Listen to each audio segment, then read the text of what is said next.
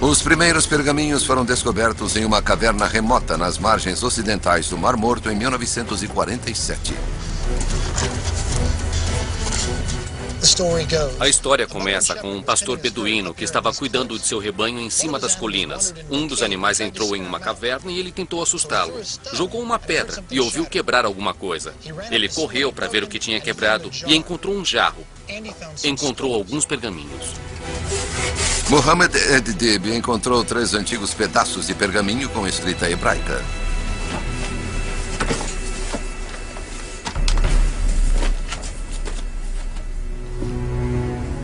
Os textos foram revelados como sendo da Bíblia judaica, o que os cristãos mais tarde chamaram de Antigo Testamento, e outras obras religiosas. O mais antigo já descoberto data do 3º século a.C. ao 1º século depois de Cristo. Hoje, esses pergaminhos estão abrigados aqui no Museu de Israel, em Jerusalém, em uma ala especialmente construída, o Santuário do Livro. A peça central do santuário é um livro de Isaías. É 1000 anos mais velho do que qualquer outra cópia previamente conhecida. O mínimo que eu posso dizer é que esta é verdadeiramente uma experiência religiosa. Não é só por eles serem textos bíblicos. É que eles são os mais antigos textos da Bíblia. E estas palavras têm sido faladas para gerações de pessoas há literalmente milhares de anos. Os pergaminhos de Isaías no Santuário do Livro são uma réplica. O tesouro real, o pergaminho original, é mantido nestes cofres. Aqui está. Aqui está. Este é um dos 4 segmentos dos pergaminhos do livro de Isaías descoberto por beduínos. Quantos anos tem? Este, especificamente, é do 2º século, por volta do ano 100 a.C.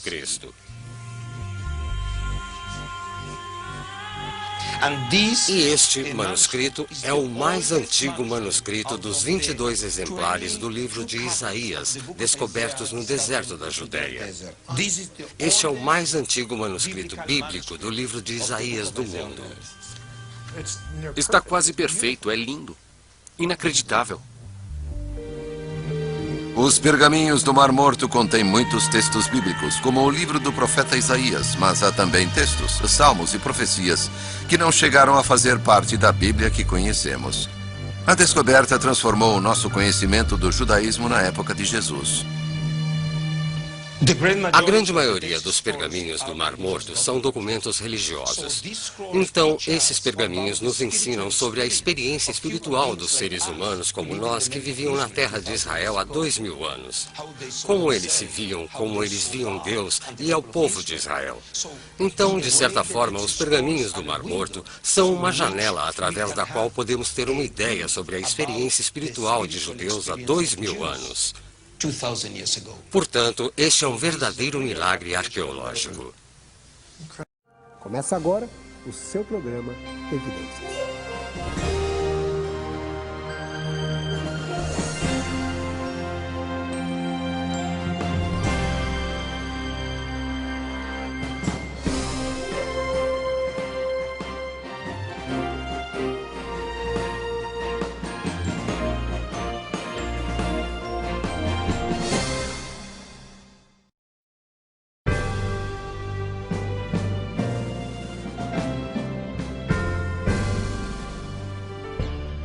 Todos sabemos que a Bíblia é a legítima palavra de Deus franqueada a todas as pessoas. Mesmo que alguns duvidem disto, a certeza teológica de que Deus se comunicou com a humanidade através de uma linguagem que pudesse ser entendida é, sem dúvida, a base do judaísmo e de todo o cristianismo. Vejamos uma comparação a mais, desta vez, acerca da integridade textual do Antigo Testamento. Trata-se da sensacional descoberta dos manuscritos do Mar Morto em Khirbet Qumran, no deserto da Judéia. Antes, porém, de comentarmos essa descoberta, seria interessante dizer que, em relação ao Antigo Testamento, até ao achado desses manuscritos, a cópia mais antiga em hebraico que possuímos do texto completo do Antigo Testamento datava de cerca do ano 1000 depois de Cristo. Era o Codex Babilônicos Petropolitanos, que fora produzido ou copiado 1.400 anos após o Antigo Testamento haver sido completado. Como você vê, um hiato deveras complicado para se estabelecer a fidedignidade textual das Escrituras.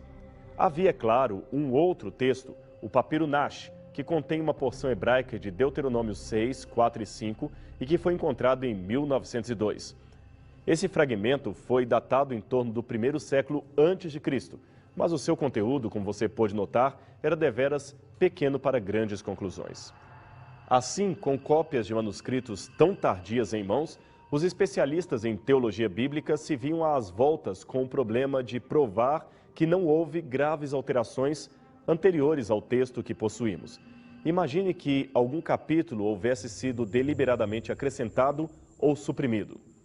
Em 1939, Sir Frederick Kenyon, diretor do Museu Britânico e autor do livro Nossa Bíblia e os Antigos Manuscritos, expressou seu pessimismo em dizer: "Acho impossível que se encontre qualquer manuscrito do texto hebraico que seja anterior à formação do texto massorético." Ora, quando ele diz texto massorético, está se referindo às cópias hebraicas feitas a partir do ano 500 depois de Cristo. Logo, na sua opinião, seria impossível encontrar uma cópia do texto hebraico que antecipasse o sexto século. Isto ele dizia por supor que os manuscritos antigos jamais sobreviveriam tanto tempo.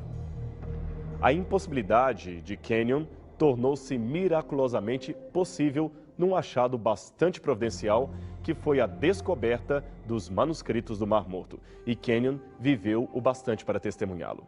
Tudo aconteceu nesta região desértica por volta de 1947 e teve como destaque este platô conhecido como Khirbet Qumran, que fica próximo ao Mar Morto, ao sul da antiga Judéia. A região, como você pode ver, é bastante inóspita e ficou por séculos abandonada a partir do ano 70 depois de Cristo. Mas quem habitou nesta região e guardou os manuscritos que ali foram encontrados? Esta é uma pergunta bastante importante para o debate atual. O que sabemos é que estas milenares montanhas em redor cercavam uma antiga comunidade, que na visão de alguns era formada por judeus essênios, que viviam no deserto isolados das grandes cidades.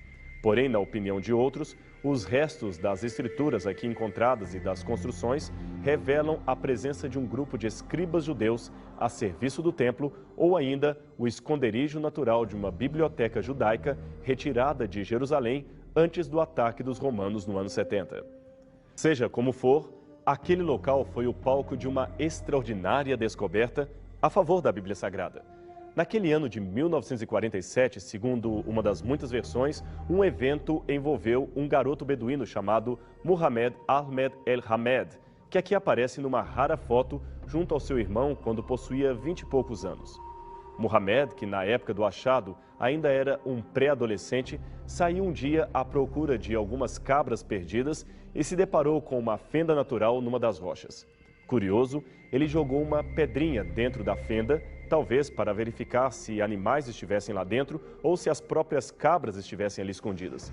E o que ele ouviu foi o barulho de jarros se quebrando. Correndo para o acampamento de sua tribo, o jovem beduíno chamou um adulto e o levou até o local do achado, na esperança de que se tratasse de um grande tesouro. Juntos, eles escalaram a parede, pois a fenda ficava num escorregadio terreno na ponta do platô, e se surpreenderam ao encontrar dentro da gruta grandes jarros de barro como este, lacrados com tampa.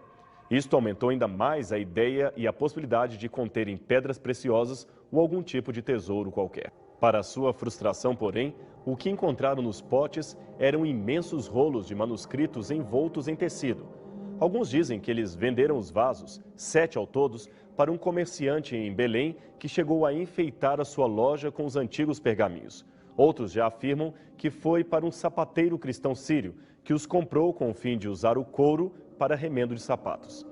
Seja qual for a versão, ao que parece, alguns membros do grupo perceberam que os manuscritos poderiam ser valiosos para colecionadores e investigaram por conta própria outras cavernas, na tentativa de buscar outros manuscritos. Até que finalmente foram presos pelo Departamento de Antiguidades da Jordânia, que proibia escavações clandestinas. O Estado de Israel reconhecido formalmente apenas em 14 de maio de 1948, só ocuparia a Cisjordânia após a Guerra dos 6 Dias, em 1967. Por isso, a região nessa época ainda estava sob o domínio da Jordânia. Sendo assim, com as pistas dadas pelos beduínos e a ajuda de arqueólogos de várias instituições, outras 10 grutas foram descobertas, pesquisadas e catalogadas como contendo manuscritos antigos. Entre os rolos havia muitos documentos judaicos antigos, alguns até desconhecidos, e muitas cópias de textos do Antigo Testamento, datadas de aproximadamente 300 anos antes de Cristo, o que corresponde a cerca de 1000 anos mais antigas que as cópias massoréticas. Só para lembrar, a cópia massorética mais antiga e incompleta do Antigo Testamento que dispunhamos datava de 850 depois de Cristo. Quando se comparou, por exemplo, a cópia de Isaías encontrada em Qumran com o texto que hoje possuímos, verificou-se que, de fato, Deus protegeu a integridade do texto, pois se houvesse qualquer mudança, por mais comprometedora, ela estaria evidente. Afinal, o texto qumrânico foi produzido muito antes de haver até o cristianismo. Na verdade, encontram-se nas grutas cópias de todos os livros veterotestamentários, menos Esther, que talvez estivesse ali, mas estaria num estado fragmentário e acabou se perdendo junto com centenas de outros manuscritos ou rolos de tamanhos diversificados que foram manipulados indevidamente pelos beduínos ou já estavam deteriorados pela ação do tempo. A Gruta 4 revelou-se a mais importante de todas. Embora nenhum manuscrito completo tenha sido encontrado ali, o relatório oficial supõe que, no mínimo, uns 15.000 fragmentos foram recolhidos do seu interior. Era um verdadeiro quebra-cabeças gigante, que montava aproximadamente 584 textos. Destes, 127 seriam bíblicos e o restante, culturais. Todos eles muito importantes para o estudo crítico textual do Antigo Testamento e também para o conhecimento do substrato cultural de muitas ideias do Novo Testamento. Um exemplo é o fragmento do Apocalipse judeu, escrito em aramaico, que traz as expressões Filho de Deus e Filho do Altíssimo aplicadas ao Messias vindouro. O seu texto diz o seguinte: Ele será denominado Filho de Deus, e lhe chamarão Filho do Altíssimo. O seu reino será um reino eterno, e todos os seus caminhos em verdade e direito. A terra estará na verdade, e todos construirão a paz. Cessará a espada na terra, e todas as cidades lhe renderão homenagem. Ele é um Deus grande entre os deuses. Seu domínio será um domínio eterno. Outro excelente esclarecimento vem de um manuscrito encontrado nas grutas chamado de Regra da Guerra. Ele traz a mesma expressão usada por Cristo nas bem-aventuranças, quando referiu-se aos felizes como os pobres de espírito. Antes do achado de Qumran, esta expressão de Jesus deu lugar a muitas interpretações, a maioria delas de cunho social. Mas agora, com a publicação destes textos do Mar Morto, entendemos o que esta expressão idiomática significava naquele tempo. Pobres de espírito significa humildade e submissão à vontade de Deus, mansidão na relação com o seu próximo.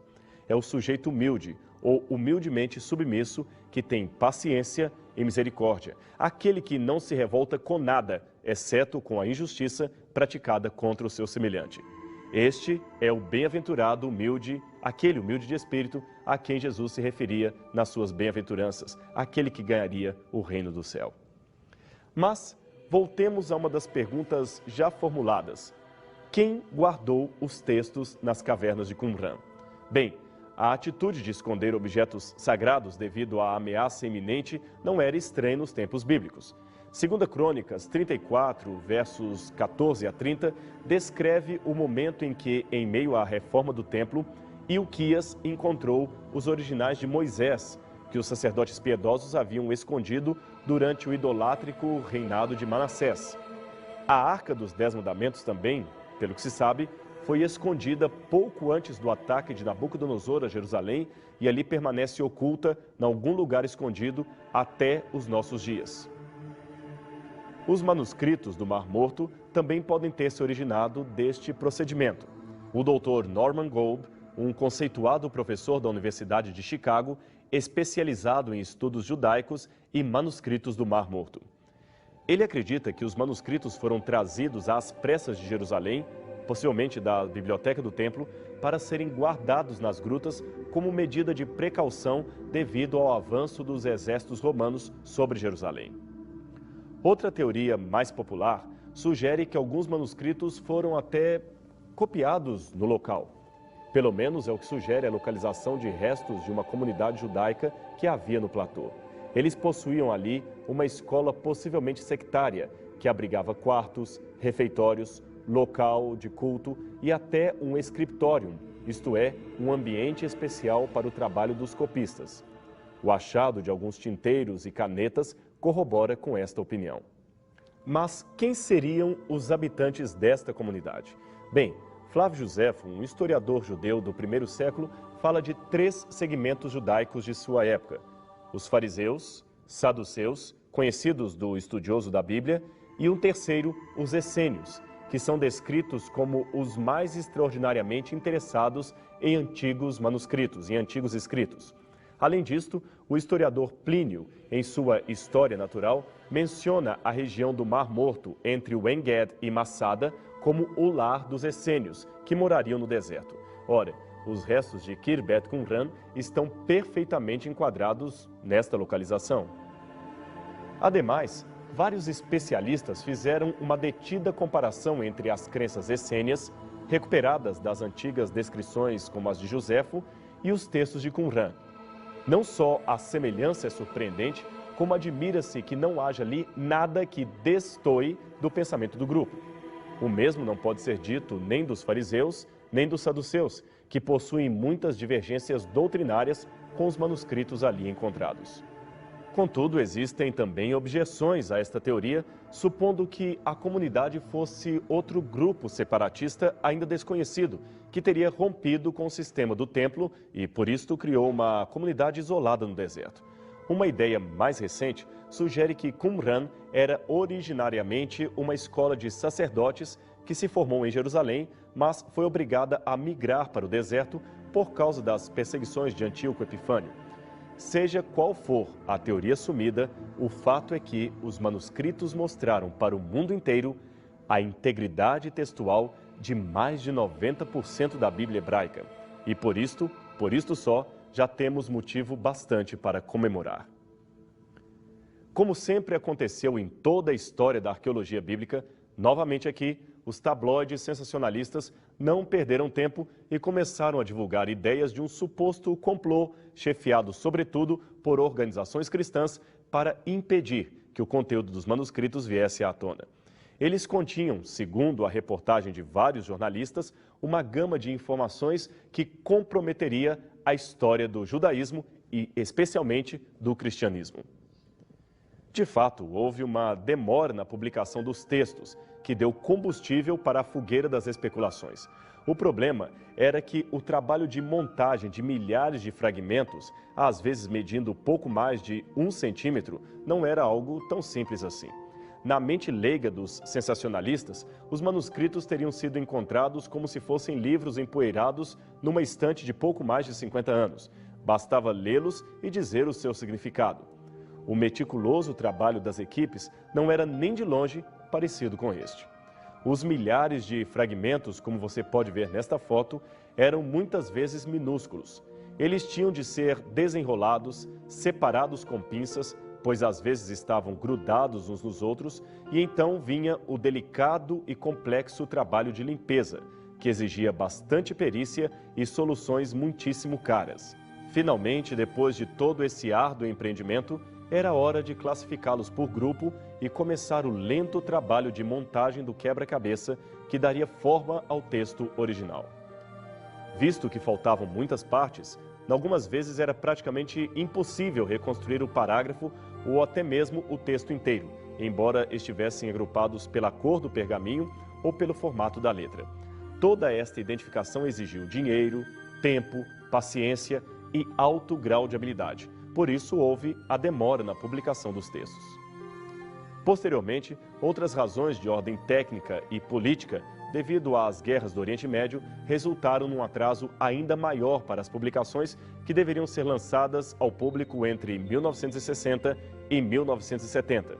Hoje, porém, passada toda esta efervescência, os manuscritos estão, em sua maioria, publicados em edições críticas e populares, inclusive em português.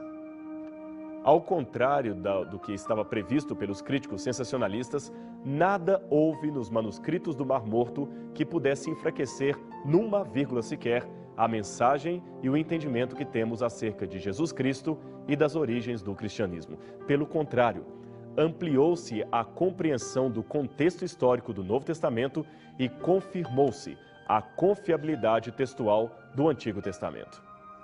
O Deus que inspirou a produção das Escrituras preservou-as de um modo assombrosamente maravilhoso. E este é mais um indício de que a Bíblia Sagrada é a legítima e eterna Palavra de Deus.